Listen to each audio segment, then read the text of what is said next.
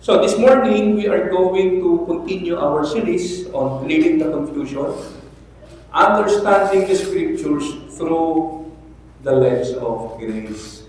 Okay? Gaya na parati kong sinasabi, every time we read scripture, merong dalawang lenses na ginagamit ang taong nagbabasa. Ano yung unang lens? Legalistic lens. Pag ang gamit ng isang taong nagbabasa is the legalistic lens, madalas kaysa hindi, mamisinterpret niya ang scripture. Doon pumapasok yung minsan ang tingin niya sa isang verse, pwedeng mawala ang kaligtasan. Or, merong ibang paraan para maligtas.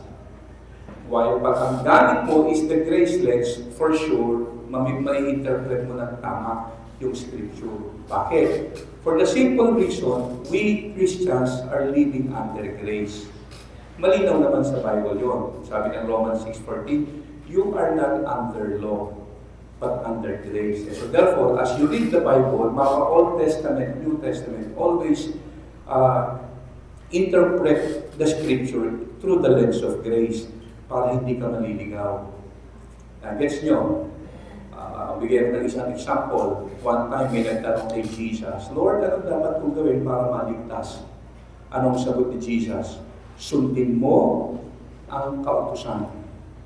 Tanong, ganun din ba ang sasabihin mo sa isang taong naghahanap ng kaligtasan? Kasi nabasa mo, sabi nito, sundin mo ang kautusan. O sundin mo ang kautusan para maligtas ka. Ganun ba yung dapat natin sabihin sa mga taong naghahanap ng kaligtasan? Hindi. Tama po ba? Kasi ang kaligtasan sa ngayon ay hindi sa pagsunod sa kautusan. Ito ay sa pamamagitan lang ng pananampalataya. At ito'y regalo. And so therefore, pag binasa mo yun, gamit mo ang legalistic lens, may isip mo, ay dapat ka na talaga sumunod sa kautusan para maligtas.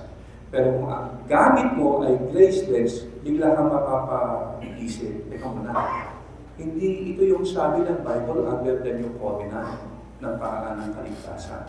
So, hahanapin mo ngayon yung author's intended meaning.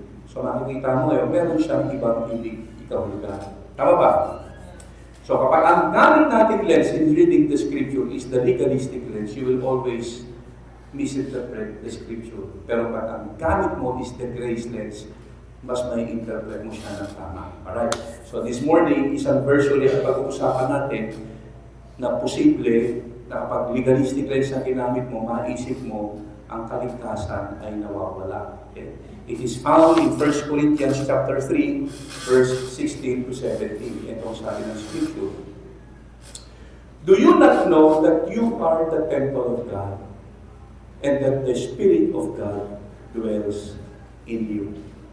And then, pagdating sa verse 17, if anyone defiles the temple of God, God will destroy him. For the temple of God is holy, which temple you are. So itong verse na to, madalas, kesa hindi, nagagamit po yan para takutin ang mga Christians.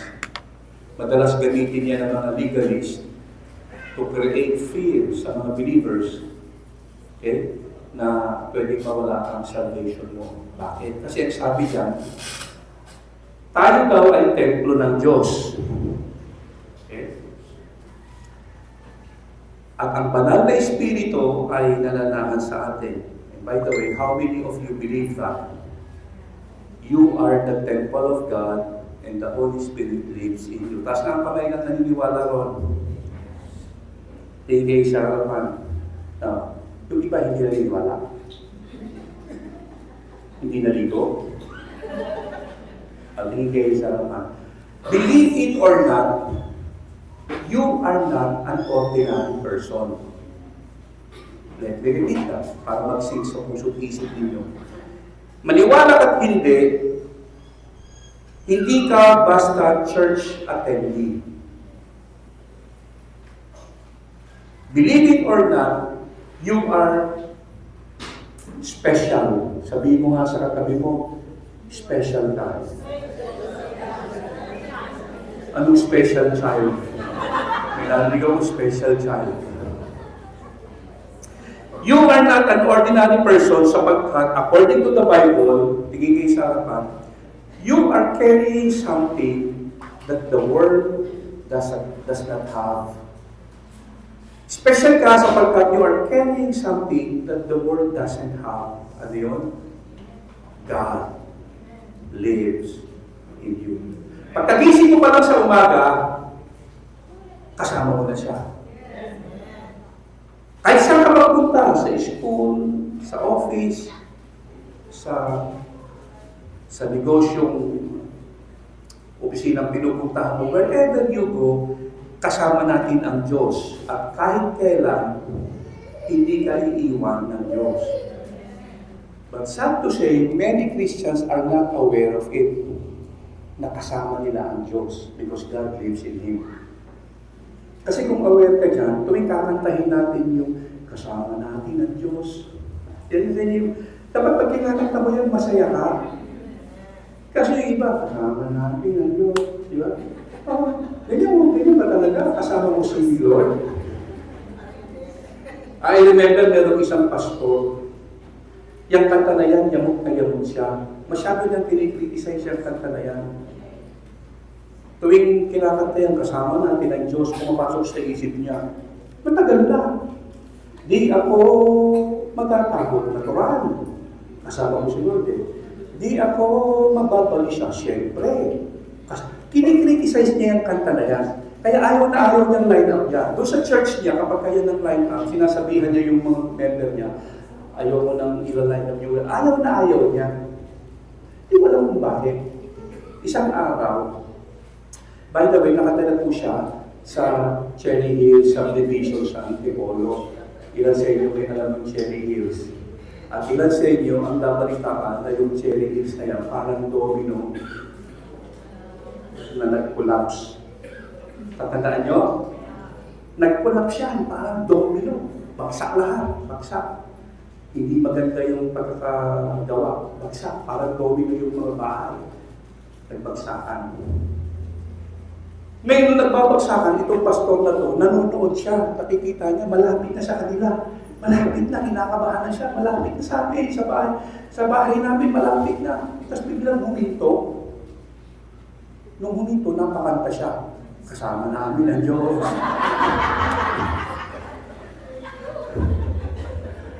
Ang puto, you are not an ordinary person because you have in your body, you are carrying something that the world doesn't have. The Holy Spirit lives in you. Sige, palakpakan natin si Lord.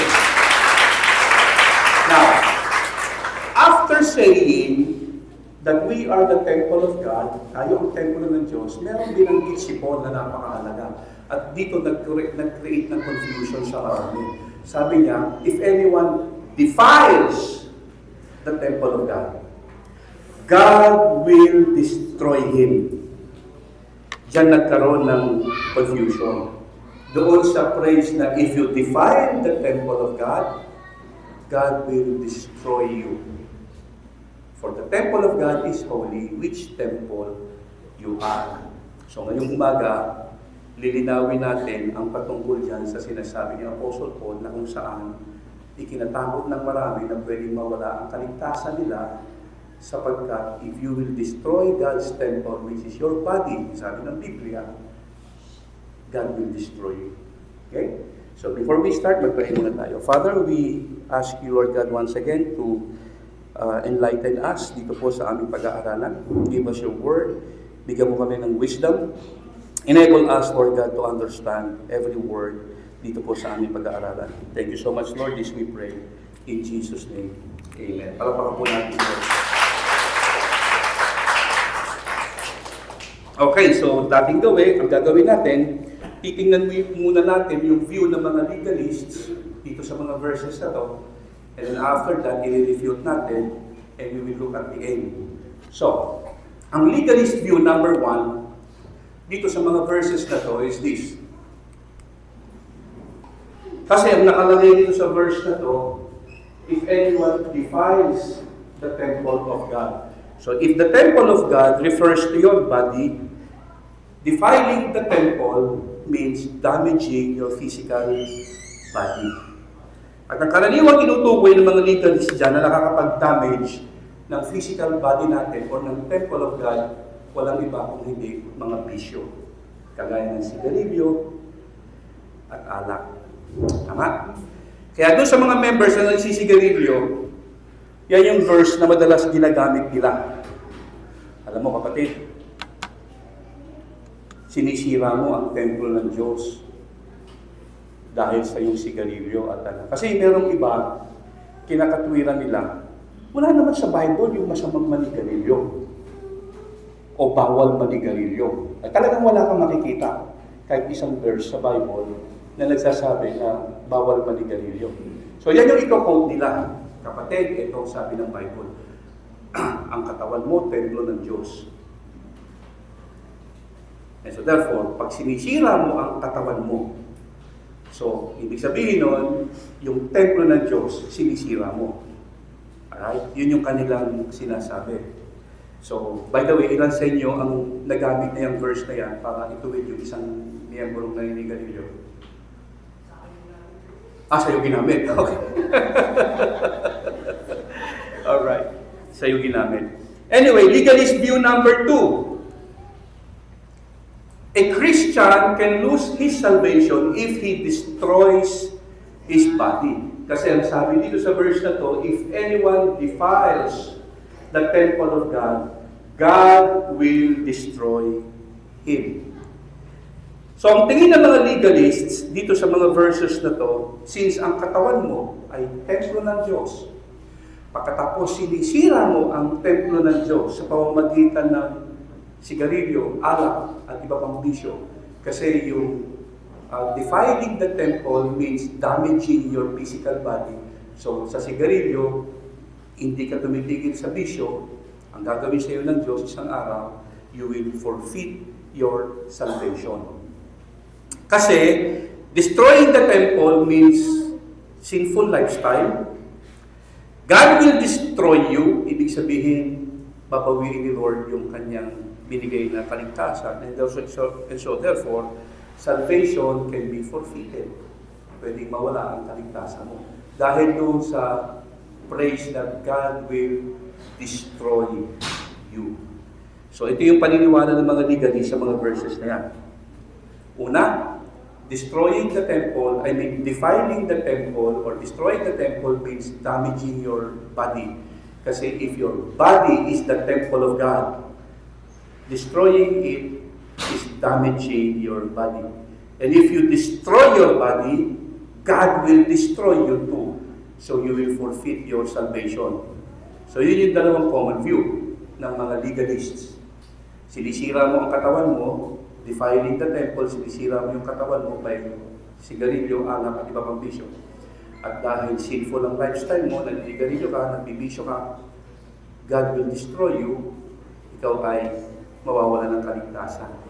So, ngayong umaga, we are going to clear the confusion sa mga verses na yan. So, i-flip muna natin bago natin kunin yung A. Okay? Balikan natin yung legalist view number 1.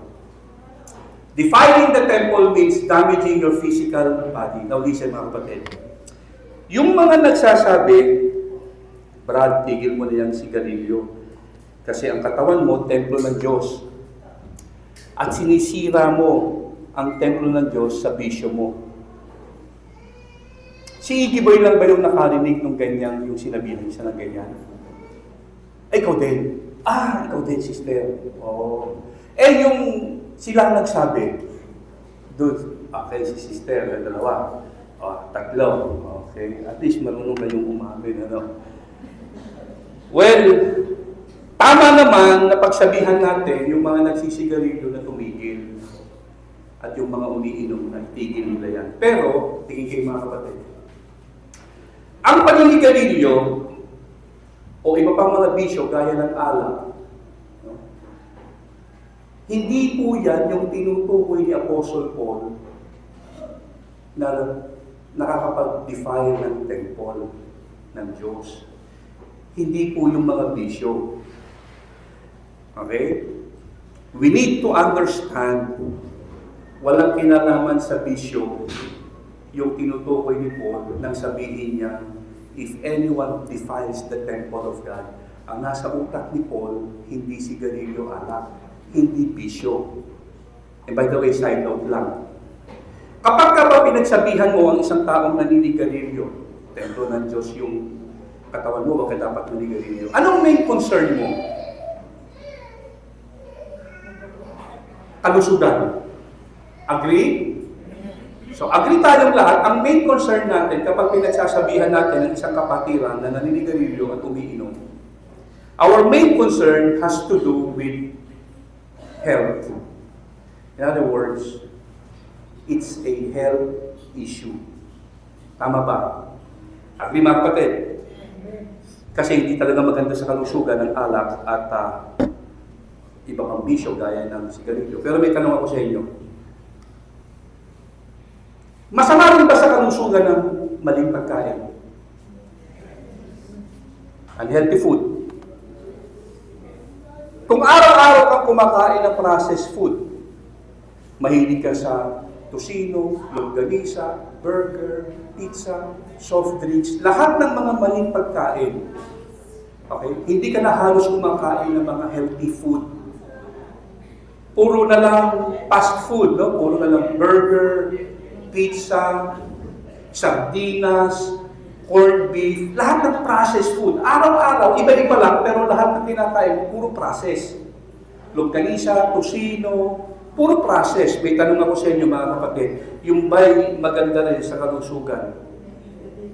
Hindi. May tanong ako sa inyo, ano ang kaibahan ng naninigarilyo doon sa araw-araw ang kinakain maling pagkain? Meron ba sa inyong nagsabi dito sa mga mahilig sa mga processed food, walang ibang kinakain kung hindi araw-araw puro maling pagkain? Brother, sister, sinisira mo ang templo ng Diyos. Bakit sa sigarilyo mo lang sinasabi yan? Bakit hindi sa maling pagkain? Nag-gets mo yung punto ko.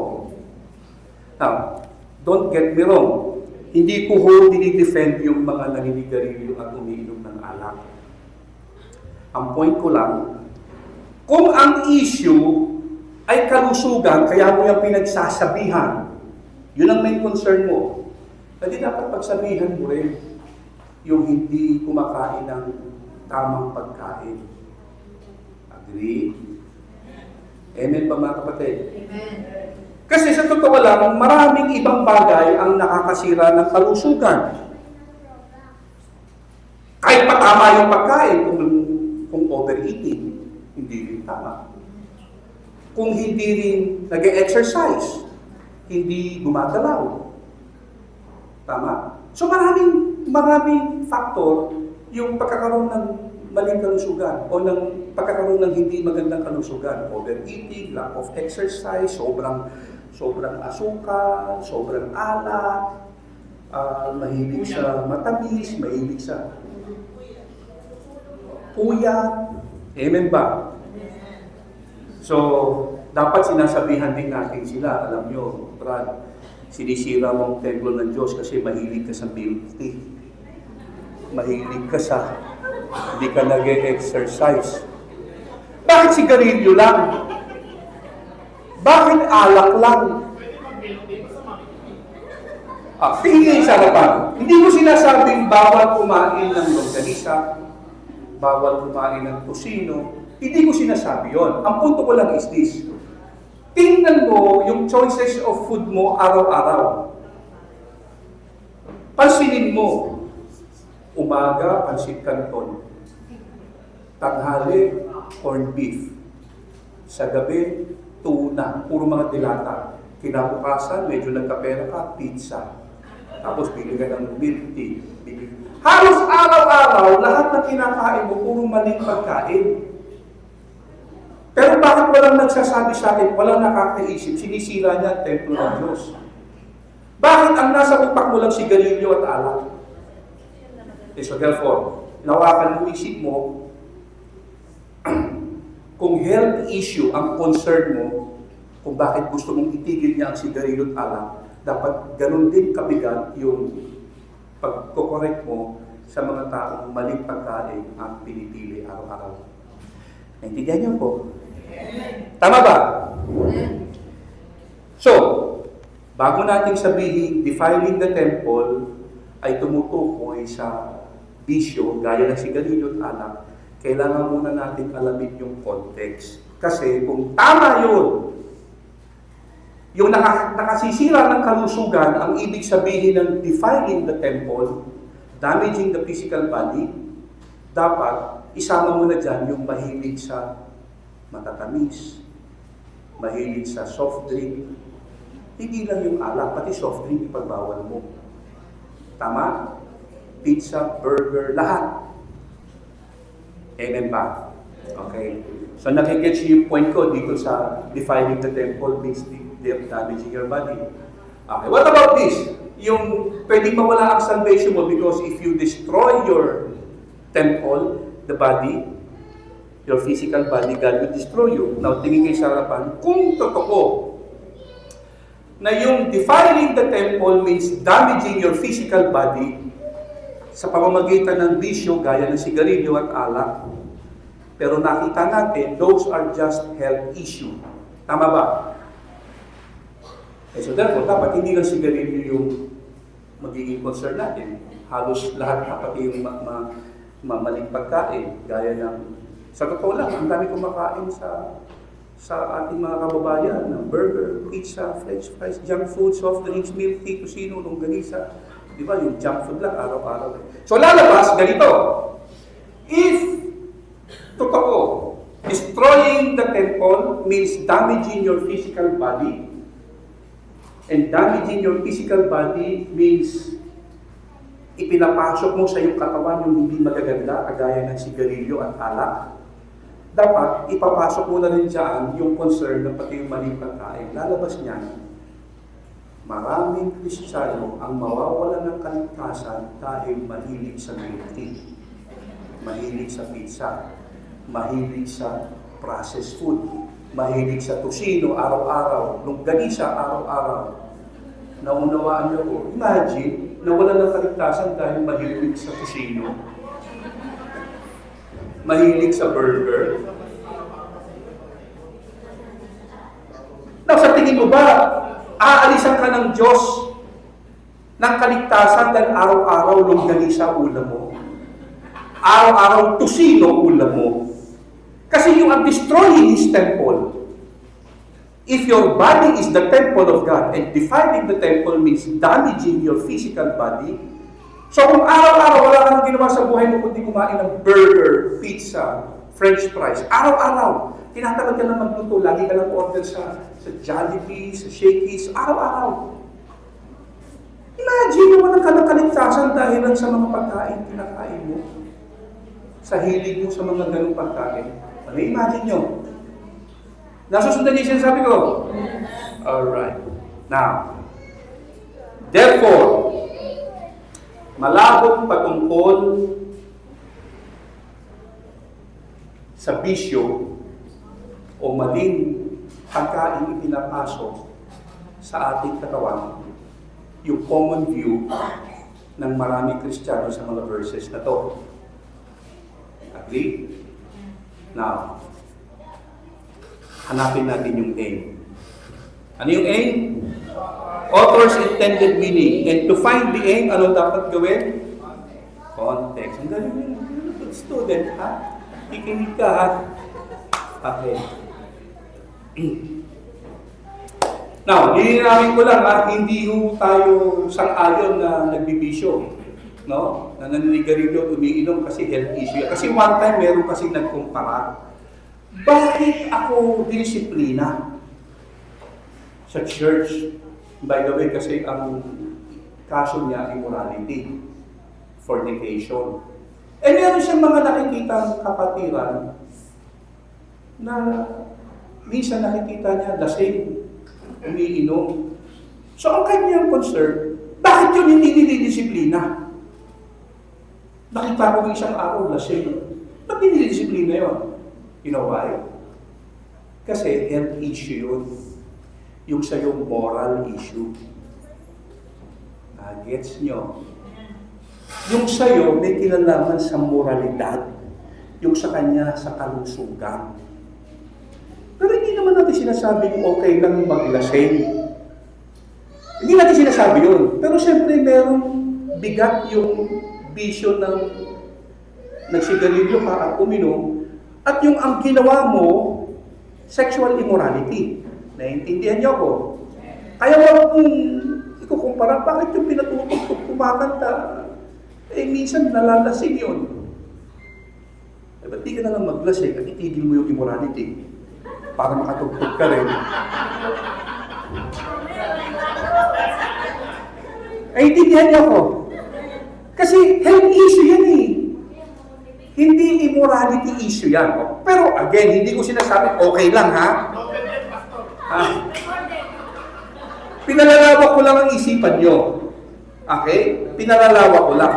Hindi ho tayo sumasang-ayon na okay lang manigarilyo at uminom. Hindi ho. Sapagkat nakakasira ng katawan yan. But we need to understand it's a health issue. Alright? Kaya kapag meron kang sineseran, kasi minsan ganito, may sineseran tayo, tapos nagsasabihin ka, naninigarilyo ko eh. Ba't sinasabi ko bang tigil mo yung paninigarilyo mo? Umiinom ako eh. Ba't sinasabi ko bang itigil mo yung pag-inom mo? Ano ka sumama ka sa akin? Nagigets niyo ko? Kasi, minsan, yung mga legalist ganito, Brad, tigil mo na yung pag-inom mo, tigil mo na yung paninigarilyo, kasama ka sa akin. Hindi sasama yun. Bakit? Kasi maiisip pa lang niya na bagong kain siya kasi hindi maninigarilyo, isipin nyo, paano ko mabubuhay? Kasi lahat ng mga manigarilyo, after kumain, ang hanap niya yosi. Pagka niya nagtimpla ng kape, yosi ulit. So, nai-imagine niya, hindi ako mabubuhay na walang sigarilyo. Kaya kung sasabihin mo sa kanya, di ka ba tigil mo niya, sama ka sa akin? Walang mangyayari. Pero kung iimbitahan mo siya, sasabihin niya, Brad, naninigarilyo ako. Ba't sinabi ko ba itigil mo? Ba't umiinom ako eh? Ba't sinabi ko bang itigil mo? Bakit natin kailangan gawin yun? Kasi health issue yun. Hindi moral issue. Naintindihan niyo po? At pag hindi po yan ni Lord at na-born again, siya na mismo magtatanggal nun. Maniwala kayo, hindi. Siya mismo magpupusa. Mahihiya yun eh. Di ba, Brad? No. Ilan dito yung dating parang pugot, para kayong mga dragon? Di ba? Dami natin. Dami natin. Oh. Ako, 12 anyos magsimula akong manigarilyo. At sa isang araw, believe it or not, mahina sa akin 2.5 packs a day. 2 kalahating kaha. Sipin mo yun. Kaya hindi na ako nagla-lighter. Kasi pagkatapos nung hindi na naman. Diretso. Kung meron lang sana mabibili sigarilyo ko dito kahaba, mas maganda eh. Kasi kulang sa akin yung ganun ka-ikli eh. Kaya bitin eh. Kaso walang sigarilyo ganun kahaba. Maliit lang. Kaya, gets nyo? Para akong pambuncho nung araw. Tuwa ako na nilalaro yung uso, binibilong-bilong ko yan. Tapos pag-iusutin ko pa yung daliri ko yan. Ginagawa ako lang. Hallelujah. Parang na-miss ko ito, manigarilyo ah. Biro lang. Baka maniwala itong mga nanonood sa atin. Anyway, again, it's a health issue. At si Paul, ang dinidiscuss niya rito, has nothing to do with vices. Alamin natin yung author's intended meaning. Ang gagawin natin, para malaman yon, let us read the context. Mag-backread tayo, balikan muna natin sa yung context. Okay? Ang binasa natin kanina, verse 16 and 17. So mag-backread tayo, simulan natin ang pagbasa sa verse 3. Chapter 3. Sa verse 3, itong sabi ni Paul, "For where there are envy, strife, and divisions among you." So bago binanggit ni Paul in verse 16 or 17, yung sinabi niya, "You are the temple of God. And anyone who destroys the temple of God, God will destroy him." Bago niya binanggit yon, sinabi niya, dito sa church in Corinth, may malaking problema. Ano yun? Division. Everybody say division. Division. Louder please. Division. Okay, tandaan niyo yung salitang division ha? Kasi babalikan natin yan. So take note of that word. Merong nagkukos ng division. Kaya nagkaroon ng selusan. Nagkaroon ng inggitan. May mga nagsasabi dyan, ako, follower ako ni Paul. Ako, follower ako ni Cephas. Ako, follower ako ni Apollos. So nagkaroon sila ng payabangan, nagkaroon ng division, inggitan, away. So yun yung context, no? So merong nangyayaring division sa loob ng simbahan. So take note of that. May nagkakos ng division. Pagdating sa verse 9, inihalin tulad ni Apostle Paul ang simbahan sa isang building. Everybody say building. Building. So sabi niya, you are God's building. And he was referring to the body of Christ, the church. Ang church, hindi isang lugar na pinupuntahan. Ang church ay isang pamilyang kinabibilangan. Kaya pag sinabi mo, pupunta ako sa church, hindi ibig sabihin nun, ang nasa picture kasi natin, yung building. Hindi. Always remember, ang church hindi isang lugar na pinupuntahan. Isang pamilyang kinabibilangan. And Paul said, you are God's building. And he was referring to the congregation. He was referring to the people of God, the church. Pagdating sa verse 10, sabi niya, siyempre kung may building, mayroong foundation. Sabi niya, as a wise master builder. Ang binabasa ko lang yung mga, especially yung mga kailangan natin i-take note dun sa verse. Kasi sa verse 9, hindi lang yan ang nakasulat. Mahaba. Okay? Kinuha ko lang yung pinaka-highlight. So, nasusundan niyo ako? Alright? Para lang makuha ninyo yung punto ko. So, hindi yan yung buong verse. Sa verse 9, mahaba yan. Sa verse 10, mahaba rin yan. So, kinukuha ko lang yung main point, pina-highlight ko lang. Okay? Sa verse 3, according to Paul, merong division na nangyayari sa church. And then, inahalin tulad niya ang church sa isang building, referring to the whole congregation, the body of Christ. And then, sabi niya, siyempre kung may building, merong foundation.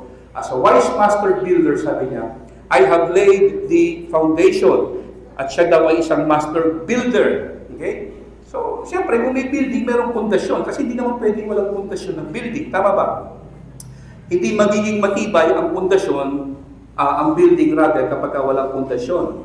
And siyempre, dyan sa tinutukoy ni Paul na foundation, walang iba kung hindi si Jesus yung foundation. Si Jesus yung cornerstone. Pagdating sa verse 11, ito sabi niya, for no other foundation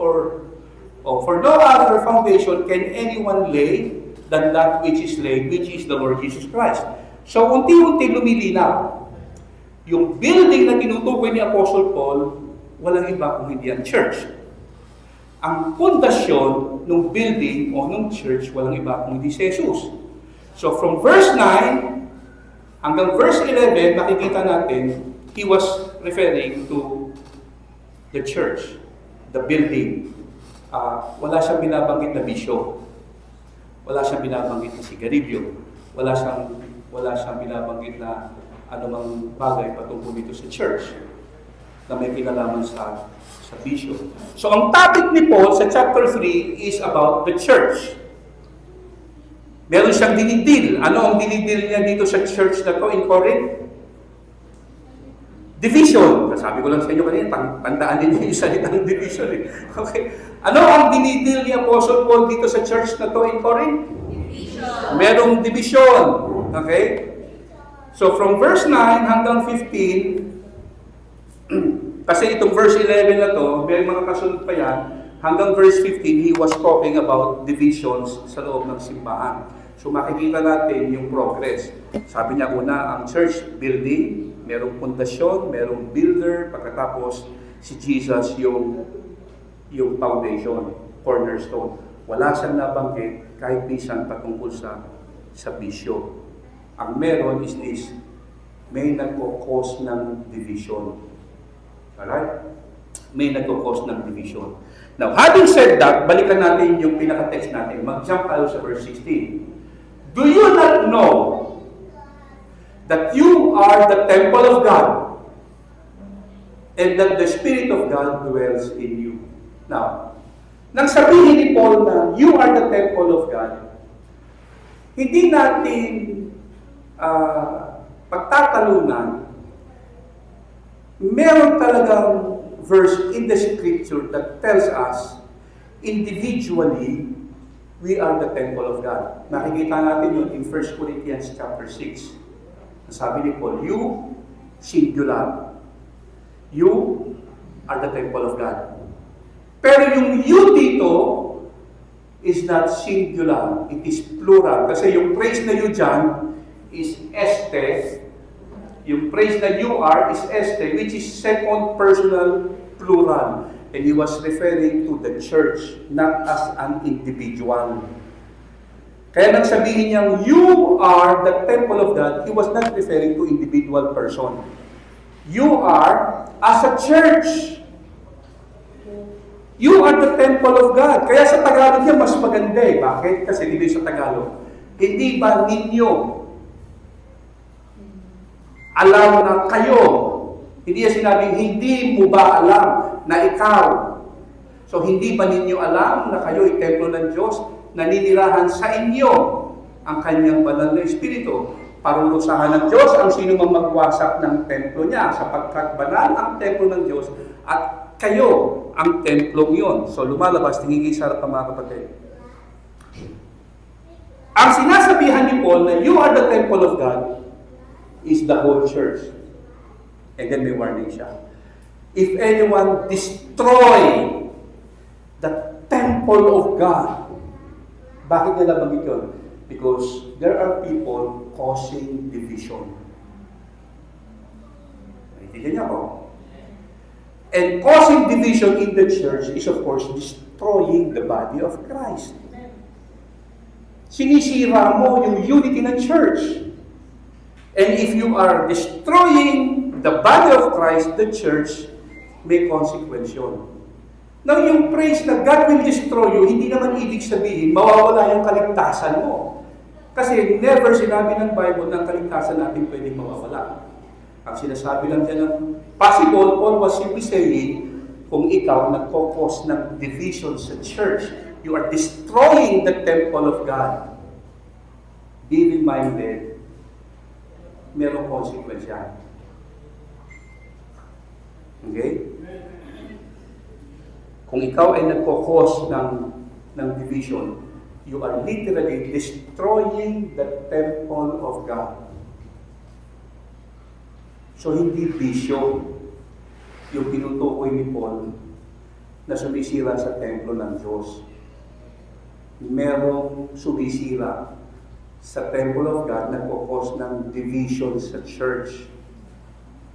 Kaya pagka merong Kristiyano o kahit na hindi Kristiyano na nagkokos ng division sa church, he will bear the consequences. Yung kasi God will destroy you, hindi kasi malinaw kung ano yung consequence. Pero, naniniwala tayo, it has nothing to do with losing your salvation. Walang kinalaman sa pagkawala ng kaligtasan mo. Pero possible, may consequences yung iyong ginagawa kung ikaw ay Kristiyano, causing division to the church. Naiintindihan niyo ako? Tapos nga kami nung naman yung sinasabi ko. Therefore, hindi patungkol sa pag naninigarilyo ng isang tao, umiinom ng alak, sinisira niya ang templo ng Diyos. Now, of course, literally, sinisira niya. Kasi, if your body is the temple of God, sinisira mo yung templo mo by means of vices. Totoo naman yun, on the other hand. Pero hindi yun ang context. Kaya huwag mong katakutan, if anyone destroy his temple, God will destroy him. Hindi yun ang context. Ang context, God will destroy him, the person who causes division. Yung nagkukos ng pagkakahati-hati sa church. Ang sinasabihan ni Paul, na mag-ingat ka. If you destroy the temple of God, God will destroy you.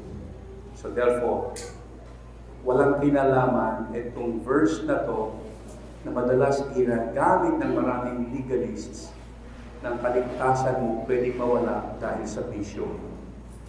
But then again, hindi ko sinasabi pwede na tayo magbisyo. Alright? Andiyan po tayo. Hindi natin sinasabing malaya tayo manigarilyo at magbisyo. Hindi po yun ang pinupunto natin. Ilalagay lang natin sa tamang konteksto yung bawat talata sa Biblia. Alright? Masamang magbisyo sapagkat hindi nakakaganda yan sa kalusugan. At saka hindi rin naman magandang testimony mo kung ikaw ay nagbibisyo. Tama ba? Sa tingin ko naman, kung makita niyo ko isang araw na nagsisigarilyo, pagtatayo ako dito sa araw, malamang masira na yung imahe ko sa inyo. Tama po ba? Amen? So hindi rin maganda magbisyo. And so therefore, iwasan na rin natin yan. But the point is, itong good news. Itong verse na to, walang kinalaman na ang Kristiyano pwedeng mawalan ng kaligtasan. Okay? Amen ba? Amen. So, actually, marami pa tayong pag-uusapan. Kaya hindi mo alam kung kailan tayo matatapos dito. Nakakalahating taon na tayo eh. Okay. Kasi ginagawa po natin, we are trying to search yung mga verses na ginagamit ng mga legalists na parang panakot sa mga kapatiran that they may forfeit their salvation dahil sa mga verses na yun. Okay? Nung kagabi, sabi sa akin ni Nico, Pastor, narinig mo yung napanood mo yung sinend ko? Kasi meron yung na ang mananatiling tapat hanggang wakas ay siyang maliligtas. Absent siya nung tinuro ko yun. Kaya huwag kayo absent. Okay? Para lang sa ganun, alam mo kung ano yung verse na tinuturo nun. O ilang sa inyo rin natatandaan niyo, tinuro natin yun. Okay, praise the Lord. At least alam niyo na. Okay? So hopefully, lahat ng mga pwede pa natin ma-discuss natin so that we can clear the confusion at madepensahan natin yung ating eternal security. Kasi naniniwala po ako, 100% our salvation is secure. Hindi pa wala-wala. Yung ligtas ka ngayon, bukas hindi. Tapos ligtas ka na naman, bukas uli hindi. Hindi ganun ang kaligtasan. Na ikaw ang nagme-maintain, na tuwing magkakasala ka, nawawala ang kaligtasan mo. Kaya ang gagawin mo ngayon, bukas magre-repent ka, balik uli ang salvation mo. Nakagawa ka na naman ng kasalanan, nawala na naman. So pabalik-balik, ligtas ka ngayon, bukas hindi. Bukas ligtas ka uli, the next day hindi na naman. Pag ganon-ganon, hindi bigay bawi si Lord pagdating sa kaligtasan. At hindi ikaw ang nagme-maintain ng kaligtasan. And by the way, kung ang kaligtasan posibleng mawala dahil sa kasalanan, matagal nang nawala ang kaligtasan mo. Sapagkat araw-araw nagkakasala ka. Meron na pa rin itong hindi na nagkakasala, taas ang kamay. Pag nagtaas ka ng kamay, nagkasala ka na naman. So malinaw, lahat tayo nagkakasala ka. Tama? At huwag kayong matakot sapagkat ang ating pong Panginoong Yesus nung bumasa sa cross, binayaran niya lahat ng kasalanan natin. Kaya 100% forgiven tayo. So in closing mga kapatid, ang 1 Corinthians 3:16-17, hindi ito isinulat ni Paul upang warningan ang individual na Christian na pwedeng mawala ang kaligtasan. Warning ito sa nagkukos ng division sa church. If you destroy the temple of God by means of causing division sa church, you will face consequences. So hindi ito patungkol sa bisyo. Alright? Tungkol sa nagkukos ng division sa simbahan. So, dapat lang natin itigil ang bisyo, pero ang point, hindi yun ang intended meaning ni Paul. Alright?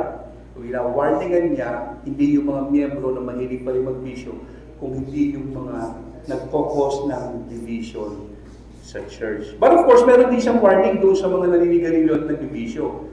Sinasabi niya yan, Tigil nyo na yan. Kasi hindi rin maganda yan sa ating kalusugan. Alright?